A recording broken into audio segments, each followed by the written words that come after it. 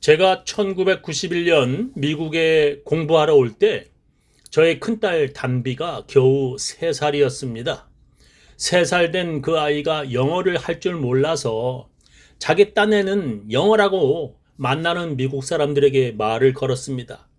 우리 가족이 월마트에 가게 되면 제 딸 단비는 처음 보는 낯선 미국 사람에게 아주 용감하게 말을 걸었습니다.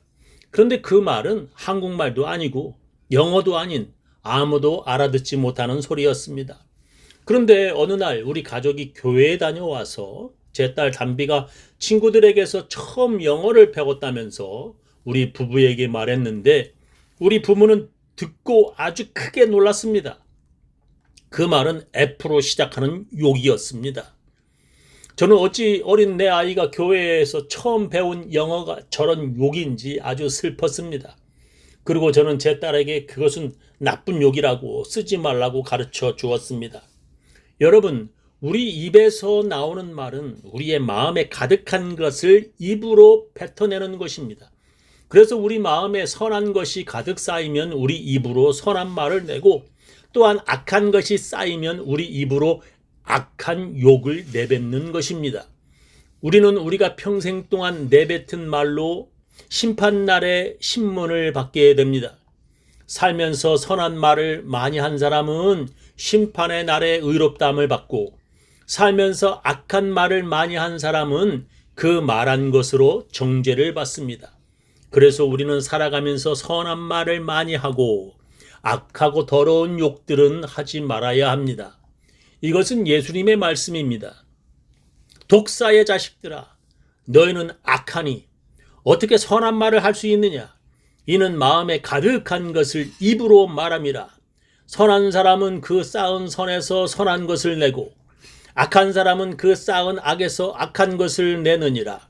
내가 너희에게 이르노니 사람이 무슨 무익한 말을 하든지 심판날에 이에 대하여 신문을 받으리니 네 말로 의롭다함을 받고 네 말로 정죄함을 받으리라. 이것은 예수님께서 하신 말씀인데 그 말씀들이 다 옳고 다 좋은데 그 중에 하나 우리를 걸려 넘어지게 하는 것이 있습니다. 그것은 예수님께서 하신 독사의 자식들아 라는 욕입니다. 사람들은 마음에 가득한 것을 입으로 말한다고 예수님께서 말씀하셨습니다. 그리고 자기가 한 말로 의롭다함과 네 말로 정죄함을 받는다고 예수님께서 말씀하셨습니다. 그렇다면 예수님은 그 마음에 악한 것이 가득하여서 그런 욕을 하신 건가요? 그렇지 않습니다. 그렇다면 예수님께서 그런 욕을 하신 이유가 무엇인가요? 오늘 성경 본문에서도 마찬가지입니다. 예수님께서 베드로에게 사단아 내 뒤로 물러가라 하고 말씀하셨습니다. 오늘 제 설교 제목은 사단아 내 뒤로 물러가라 입니다. 예수님은 왜 베드로에게 그런 심한 말을 하신 것입니까? 그것은 예수를 그리스도라고 고백한 베드로에게 예수님이 아주 확실하게 가르치시기 위함이었습니다. 그것은 예수가 어떤 그리스도이신지 베드로에게 아주 정확하게 가르쳐 주시기 위함이었습니다. 사람들이 나를 누구라고 하더냐? 예수님께서 제자들에게 물었습니다. 그랬더니 제자들은 세례 요한, 엘리야, 선지자 중에 하나라고 하더이다 라고 대답했습니다. 그래서 너희는 나를 누구라고 하느냐 물으셨습니다. 그랬더니 베드로가 주는 그리스도이십니다 라고 대답했습니다.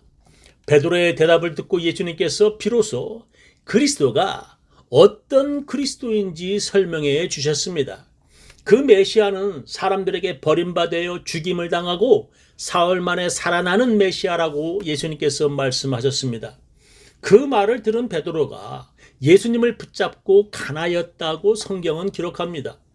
인자가 많은 고난을 받고 장로들과 대제사장들과 서기관들에게 버림받아 죽임을 당하고 사흘 만에 살아나야 할 것을 비로소 저희에게 가르치시되 드러내놓고 이 말씀을 하시니 베드로가 예수를 붙들고 간하매 그랬더니 예수님께서 베드로에게 사단아 내 뒤로 물러가라 라고 욕을 하신 것입니다. 저는 베드로가 예수님을 붙들고 간하였다는 말의 뜻이 무엇인지 자세히 잘 몰랐습니다. 한국어 성경에서 간하였다는 말이 저는 간청하다, 간곡하게 호소하다, 뭐 이런 말인 줄 알았습니다. 그래서 다른 번역 성경들을 찾아보았습니다. 공동번역을 보면 예수님께서 이 말씀을 명백하게 하셨던 것이다. 이 말씀을 듣고 베드로는 예수를 붙들고 그래서는 안 된다고 펄쩍 뛰었다라고 번역을 했습니다. 표준 세번역은 예수께서 드러내놓고 이 말씀을 하시니 베드로가 예수를 꼭 붙들고 예수께 항의하였다라고 번역을 했습니다. 현대인의 성경은 예수님이 분명하게 이 말씀을 하시자 베드로가 예수님을 붙들고 그럴 수 없다고 말렸다라고 번역을 했습니다. 영어 성경 번역들은 대부분 베드로가 예수님에게 위북했다고 번역을 하였습니다. 영어 위북은 한국말로 꾸짖다, 힐책하다, 견책하다라는 뜻입니다. 그러니까 베드로가 예수님을 꾸짖고 책망했다는 것입니다. 왜냐하면 지금 베드로가 보기에 예수님의 인기와 명성이 대단하게 높은 상태였습니다. 예수님이 어디에 가시든지 지금도 의사들도 못 고치는 중한 병자들을 단번에, 그것도 단지 말 한마디로 너무나 쉽게 치료하셨습니다. 성경에 기록된 대로 메시아나 고칠 수 있는 태어나면서 된 소경과 벙어리, 안진뱅이, 그리고 저주의 병, 문둥병자 같은 중병자들을 예수님이 치료하셨습니다. 그 소식을 듣고 예수님께 몰려온 5,000명의 배고픈 사람들을 예수님은 음식이 남아돌 정도로 배불리 먹이셨습니다. 그것도 예수님이 어쩌다 우연히 그런 기적을 한 번만 하신 것이 아니라 2번씩이나 많은 사람들을 배불리 먹이셨습니다. 그리고 얼마나 예수님을 만나보고 싶어하는 사람들이 많은지 삭개오는 그들을 뚫지 못해 나무에 올라가야 할 정도였습니다. 예수님을 만나고 싶어도 사람들이 예수님 주위에 너무 많아 어떤 사람은 예수님이 계신 집에 지붕을 뚫어야만 했습니다. 다른 사람들은 예수님을 세례 요한 또는 엘리야라고 잘못 알고 있지만 베드로는 예수님이 메시아임을 확실히 알고 있었습니다. 그래서 그는 그런 예수님을 따르는 수많은 사람들과 함께 반란을 일으키면 예수님은 왕이 될 수도 있는 상태였습니다. 그래서 예수님의 제자들은 수많은 지지자들과 함께 예수를 메시아로 높이 받들면 나중에 자기들은 높은 자리에 앉을 수 있을 것이라는 큰 기대를 가지고 있었습니다. 그래서 그들은 자기들 중에 누가 높으냐고 서로 언쟁을 하였고 형제였던 야고보와 요한은 예수님의 좌우편에 앉게 해달라고 예수님께 말했습니다. 이런 중요한 시기에 예수님이 제자들에게 찬물을 끼얹는 말씀을 하시는 것입니다. 자기는 그런 메시아가 아니라는 것입니다. 자기는 사람들에게 버림을 당하고 죽임을 당할 것이라는 것입니다. 그래서 베드로는 지금 예수님을 붙들고 정신 차리라고 꾸짖고 있는 것입니다. 사람들이 얼마나 당신을 좋아하는지, 그들이 당신을 얼마나 원하고 있는지 정신 차리고 잘 보라고 베드로는 지금 예수님께 말하고 있는 것입니다. 지금 그런 사람들을 잘 이용하면 우리가 높은 자리에 앉을 수도 있다는 것을 베드로는 지금 예수님을 책망하고 있다는 것입니다.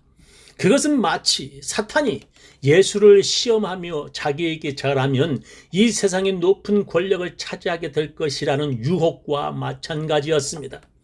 그러나 예수님은 그런 마귀의 유혹을 이미 통과하셨습니다. 그런데 지금 자기가 사랑하는 제자 베드로가 그런 마귀 짓을 하고 있는 것입니다. 그래서 예수님은 그런 베드로에게 마귀라고 책망하시는 것입니다. 예수님의 마음에 악한 것이 가득하여서 그것을 입으로 베드로에게 마귀라고 말하는 것이 아닙니다. 마귀에게 이용당하는 그런 베드로를 깨우치기 위해 예수님께서 그렇게 마귀라고 말씀하시는 것입니다. 마귀는 사람들을 이용하여 예수님을 십자가에 죽게 하였습니다. 마귀는 그때나 지금이나 사람들을 이용하여 교회에서 마귀 역할을 하게 합니다. 예수님은 그런 사람들에게 분명히 마귀라고 경고하십니다. 그런데 그런 예수님의 말을 들은 사람들이 베드로만이 아닙니다. 예수님은 예수를 믿지 않는 유대인들에게 마귀의 자식들이라고 경고하셨습니다. 너희는 너의 아비 마귀에게서 났으니 너희 아비의 욕심을 너희도 행하고자 하느니라. 저는 처음부터 살인한 자요 진리가 그 속에 없으므로 진리에 서지 못하고 거짓을 말할 때마다 제 것으로 말하나니 이는 저가 거짓말쟁이요 거짓의 아비가 되었음이니라 했습니다.